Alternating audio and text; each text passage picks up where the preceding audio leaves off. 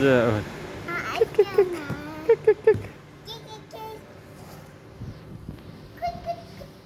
Ê baby mà con.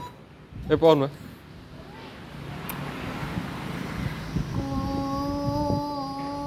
Cũng tên nha, cũng tên đi. Dạ ơi. Dạ ơi. Ô Con control lên con, control lên con, control lên con. ba Control ba lên con. ta ai Ba thọ đã ổn. ba ba ta Thọ đã ổn.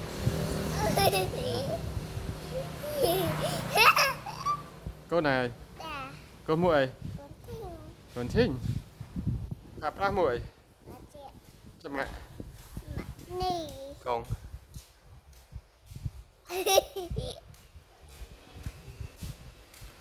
Rồi, cái sức ngắt không em.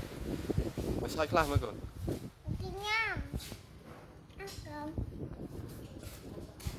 vậy kìa Svai còn svai nhắm. Nhắm rồi nhắm.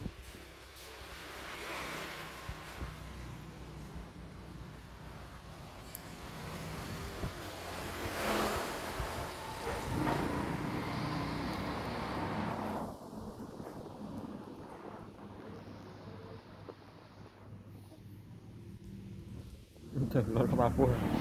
Lót có ba pua thơm mới còn nó lót đó. Cái mới có ba pua thế chứ. Ba pua dương bên ná. Cái mới thế.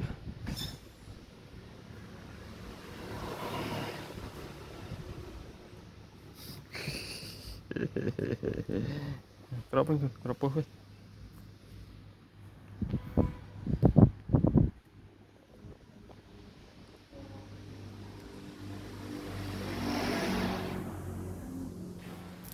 Rồi này.